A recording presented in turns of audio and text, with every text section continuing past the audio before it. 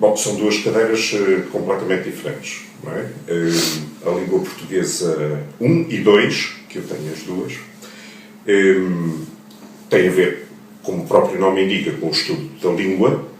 É claro que eu privilegio o estudo da língua a partir da literatura por uma razão muito simples, porque tenho a profunda convicção de que os alunos precisam de conhecer, sobretudo, aqueles que melhor praticaram a língua, isto é, os mestres da literatura, naturalmente.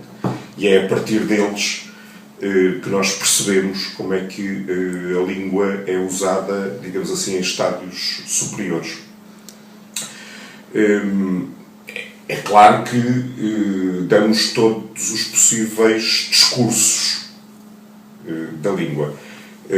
Eu acho que luto, sobretudo, com o facto de haver uma preparação muito deficiente dos alunos e um domínio muito deficiente dos alunos da língua a partir daquilo que aprendem no ensino secundário. Eu não sei qual é exatamente o programa do ensino secundário, sei que a preparação dos alunos é uma preparação extraordinariamente deficiente. Tanto do conhecimento e, portanto, do manuseamento da própria língua, utilizar a língua como um instrumento que é um instrumento maleável, tanto a nível do discurso normal como de um nível mais criativo, como do conhecimento da língua exatamente usada pelos nossos grandes escritores, que, continuo a dizer, me parece a referência fundamental. Eu pergunto aos alunos, tanto de língua portuguesa como de escrita criativa, uma quantidade de nomes que para mim são nomes absolutamente básicos, que eu conheço desde a minha adolescência, que lia desde a minha adolescência, que dávamos inclusivamente nos programas de língua portuguesa na altura no liceu, e que os alunos não têm a mínima ideia, nem sequer do nome. Não é o facto de não terem lido as obras, não conhecem sequer o nome. E isso faz-me uma grande aflição, que esse conhecimento não seja dado às pessoas. As pessoas não podem gostar do que não conhecem.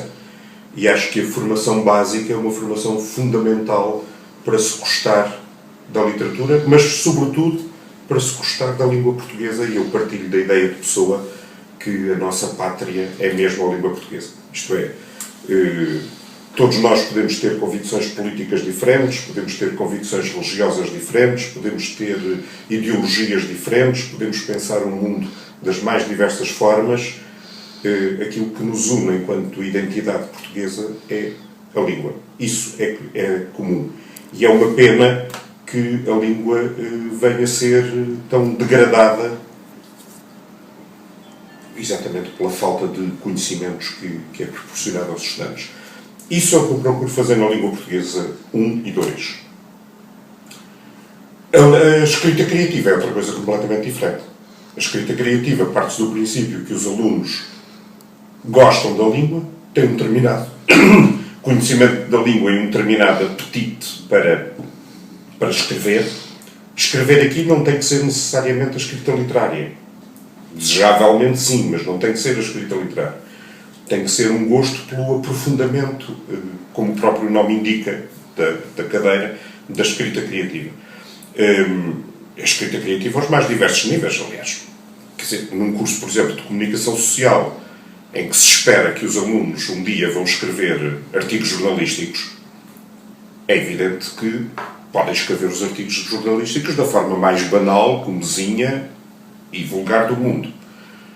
Mas é bom que tenham um pensamento criativo acerca da língua que utilizam, nem que seja para, pura e simplesmente, falar do cotidiano e dos acontecimentos sobre os quais têm que escrever na comunicação social.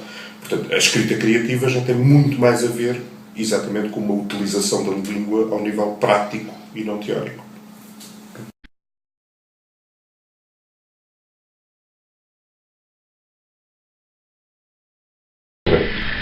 Há uma situação que eu comecei a dar aulas com 19 anos. Portanto, eu aos 19 anos era bacharel, no terceiro ano na altura da universidade. Hoje os vossos cursos têm 3 anos, não é? Depois os mestrados, etc. Na altura os nossos cursos tinham 5 anos, mas ao fim de 3 anos que era o chamado bacharelado, corresponde àquilo que hoje é a vossa licenciatura, nós podíamos dar aulas. E eu comecei logo a dar aulas nessa altura. E no primeiro ano, numa questão que era evidentemente absolutamente inexperiente nessas matérias, cometi uma injustiça enorme com um aluno. Era um aluno que tinha grandes capacidades intelectuais, mas lá está, estava-se nas tintas. Estava completamente nas tintas para o ensino. E eu achei que a melhor maneira de o expeditar era dar-lhe uma nota inferior àquela que ele merecia. Ou seja, em vez de 1-2, dei-lhe 1 no primeiro período. E isso funcionou exatamente ao contrário. Se o aluno estava desmotivado, então morreu em termos de motivação. Isto para mim marcou-me muito, porque, como eu digo, na altura tinha 20 anos, mas percebi imediatamente que há formas e formas de estimular os alunos. E, sobretudo, cada aluno é um aluno, cada aluno é um indivíduo, e percebi, portanto, que as formas de motivar... Há aqueles que nunca são motivados rigorosamente por nada, não é? Mas se queremos motivar, um professor tem que ter muito de psicologia, o que significa, mesmo quando tem 150 alunos no ano, como é normal ter, tem que tratar cada aluno como um indivíduo e tentar conhecê-lo a fundo, para o bem e para o mal. A coisa boa é transformarmos sempre, mesmo as nossas experiências negativas, em experiências positivas. E esta minha experiência negativa para comigo mesmo, de autocrítica, fez-me perceber o trabalho, a sensibilidade e a afetividade que se exige ao professor para cada um dos seus muitos alunos.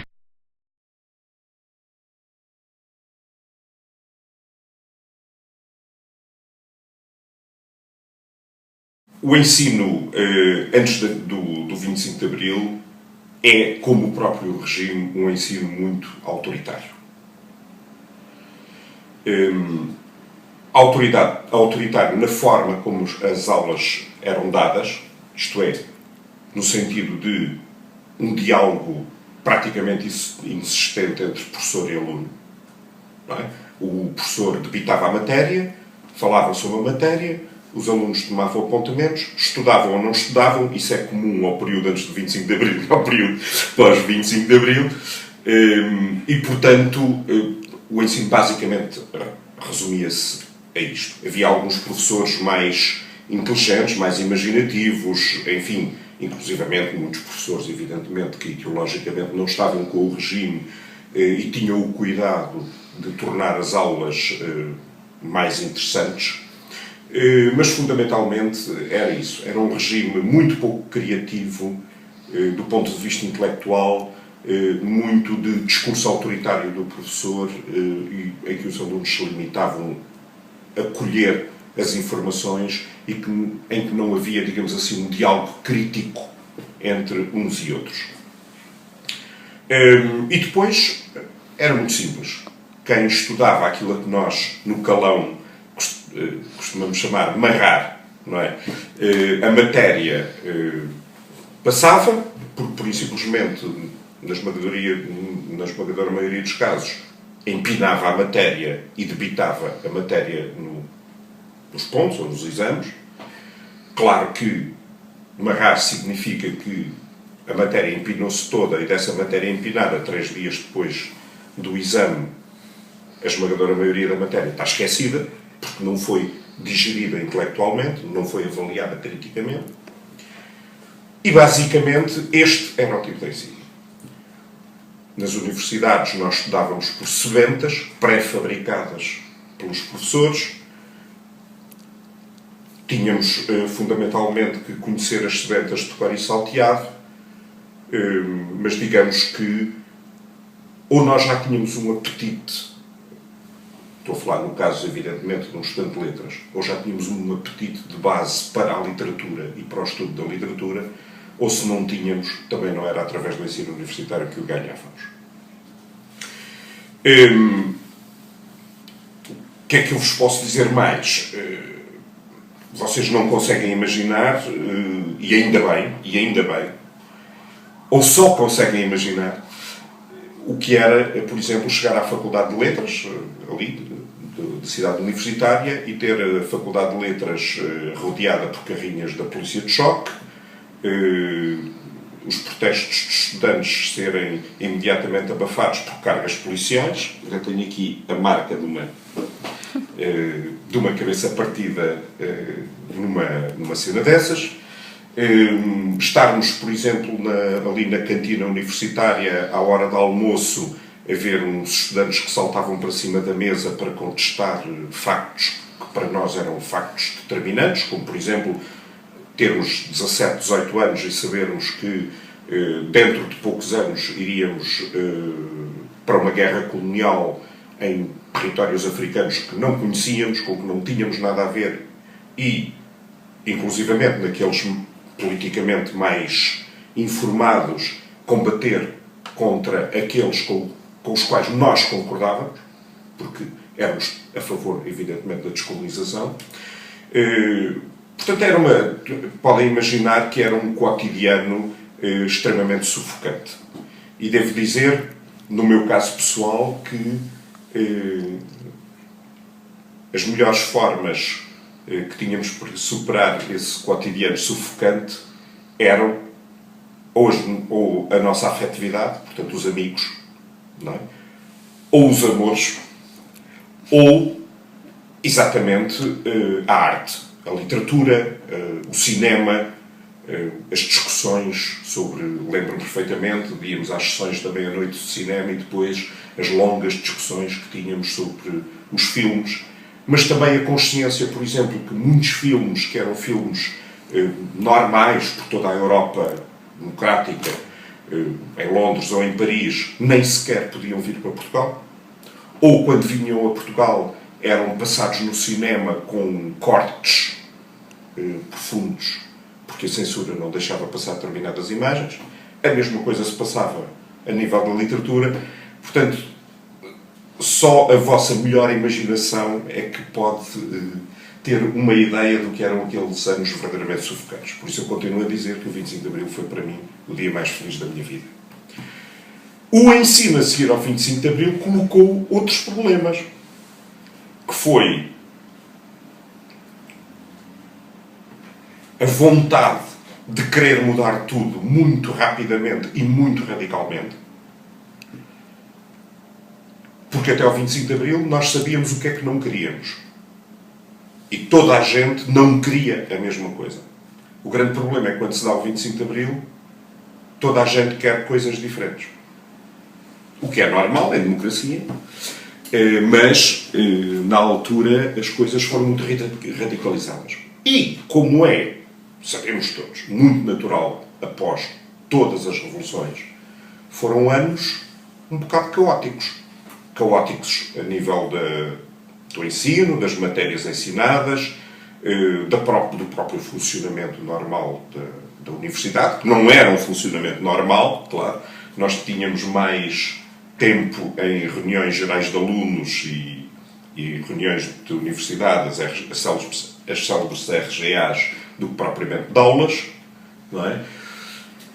E como muitas vezes acontece num ensino que passou do 8 para o 80, isto é, de um autoritarismo absoluto para um determinado caos e uma determinada, eu não posso chamar de liberdade, uma determinada libertinagem caótica, não é? Houve aqueles que aproveitaram para fazer licenciaturas sem mais esforço nenhum, e houve aqueles que, evidentemente, aproveitaram essa liberdade e aquilo que a liberdade nos trouxe para finalmente podermos ter contactos com determinados livros, com determinados filmes, com determinadas obras de arte que até aí nos eram completamente vedadas. A questão de os alunos saberem mais ou menos, para mim não é um problema de regime. É um problema da vontade própria de cada um. Isto é, Antes do 25 de Abril havia muita gente que se interessava fundamentalmente pelas questões artísticas, da literatura, do cinema, etc. E que conseguia, evidentemente por essa sede de conhecimento, ultrapassar os constrangimentos do regime.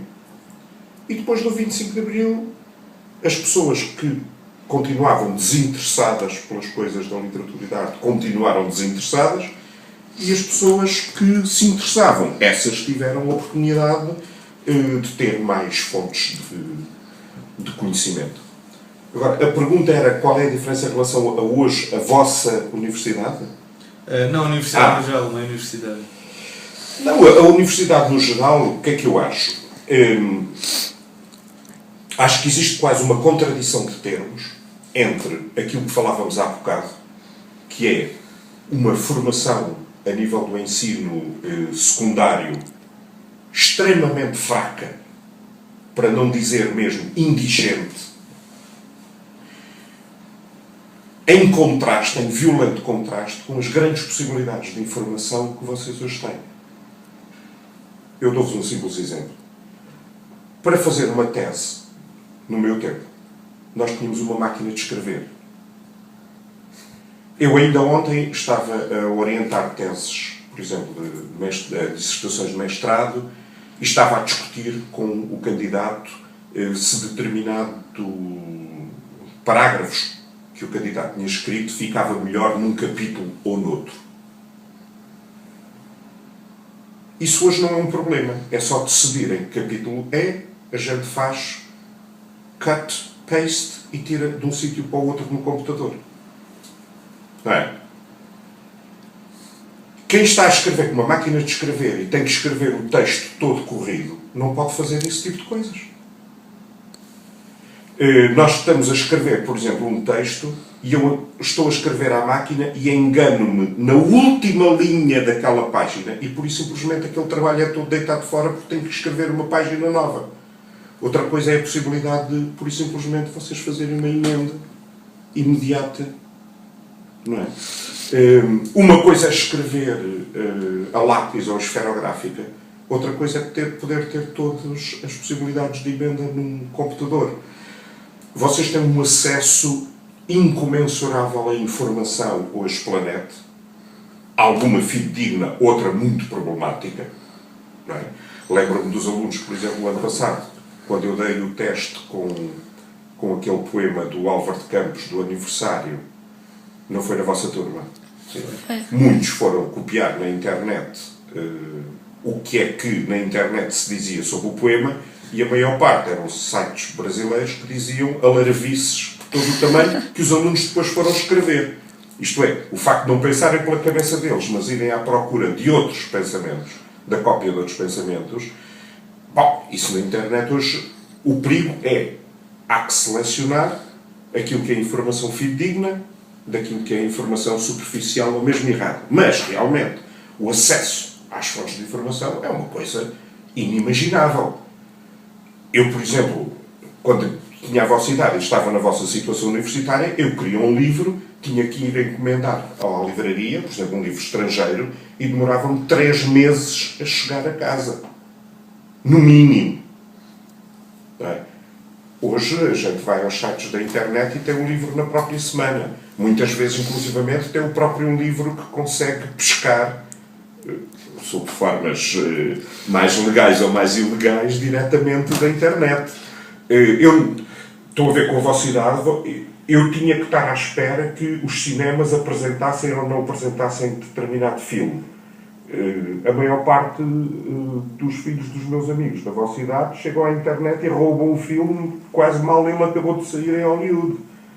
Portanto, a quantidade de informação que vocês têm e a possibilidade de acesso à informação e ao conhecimento é descomunal em relação àquilo que havia no meu tempo. Agora, se me disserem que os alunos estão melhor preparados do que na altura, agora é muito costume dizer que esta é a geração melhor preparada, etc. Não sei o quê. Bom, aí depende evidentemente dos cursos. Não sei o que se passa em cursos mais técnicos. No campo das letras propriamente dito, isso não é verdade de maneira nenhuma. Isso não é verdade de maneira nenhuma. Porque a questão não está só ao nível do acesso do conhecimento, está ao nível da formação escolar, que orienta ou não orienta ou estimula ou não estimula os miúdos para esse conhecimento. E aí eu acho que o ensino degradou-se de uma forma absolutamente impressionante. Isto é, a quantidade de informação que eu tinha no meu 7º ano, corresponde ao vosso 11º, nós não tínhamos 12º na altura, é incomensuravelmente superior àquilo que hoje é exigido aos estudantes. E é exatamente uma questão de quantidade de informação, mas também de exigência dessa informação.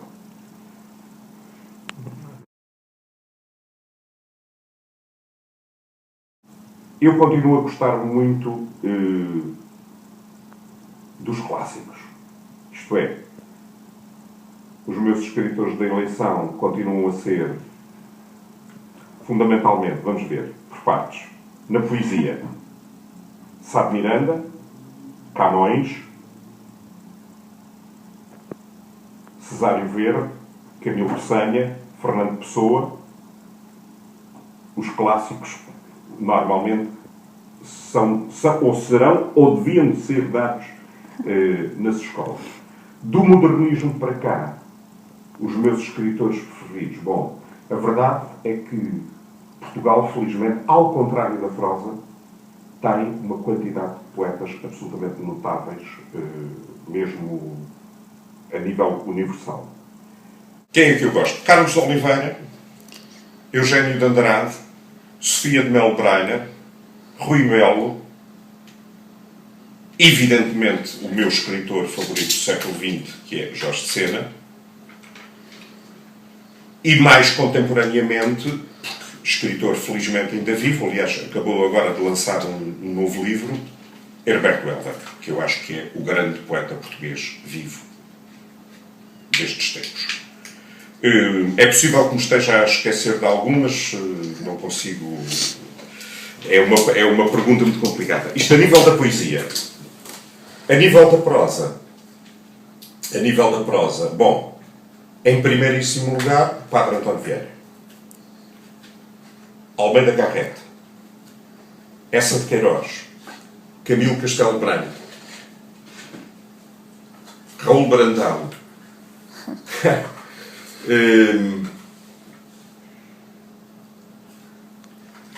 Vitorino Nemésio, tanto esqueci-me dele na poesia, mas tanto na prosa como na poesia. Obviamente, repito o nome de Jorge de Sena, Carlos de Oliveira também, tanto na poesia como na prosa. Há alguns livros do José Saramago. Em resumo, grandes escritores estrangeiros. Bom, em primeiríssimo lugar, que acho que devia ser de leitura obrigatória, aliás, se pudesse ser, acho que as mães deviam tomar comprimidos deles quando o bebê ainda está no feto, ao feto, apreciar a Ilíada e a Odisseia de Homero. Acho as obras fundamentais para alguém conhecer sobre o que é a nossa civilização ocidental. Do modo geral, o teatro grego.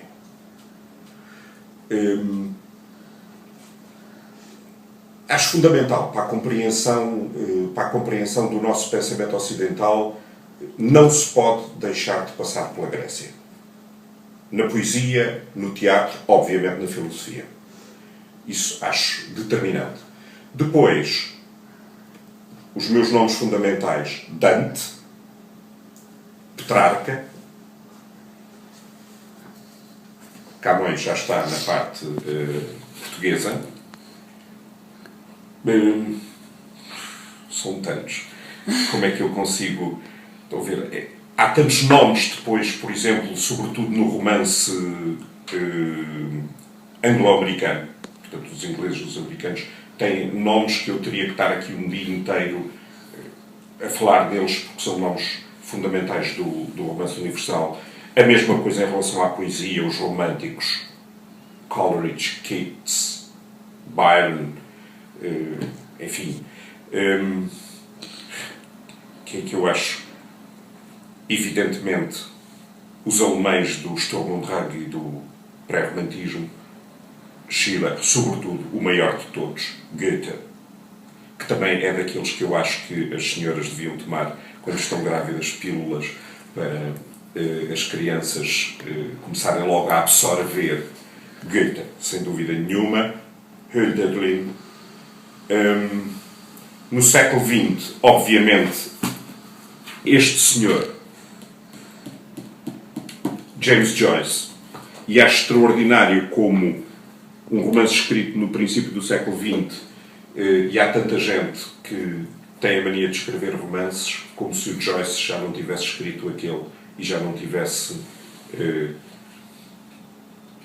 rebentado com os esquemas narrativos do século XIX. Bem, no século XIX, obviamente, também os grandes romancistas franceses, Flaubert, Balzac, enfim, no fundo, clássicos. Na poesia, o Baudelaire. Agora estava-me a esquecer dos franceses. O Mallarmé, o Verlaine, o Rimbaud. Meu Deus, a vida é constituída de tantos nomes. É por isso que há um sentimento fundamental que eu, na realidade, nunca tive. E que muita gente se queixa, que é o sentimento da solidão. Eu tenho 10 mil volumes na minha biblioteca. Não consigo estar só.